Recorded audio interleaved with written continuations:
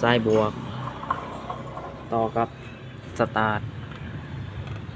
สายบวกสายปั๊มต่อเข้ากับสายบวก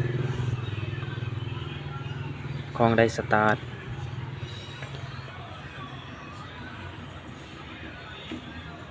สายลบต่อกับจักร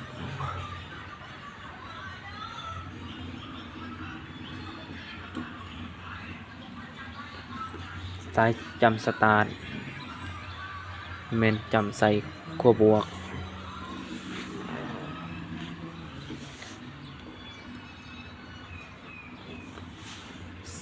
สายน้ำมันไหลเข้าปั๊ม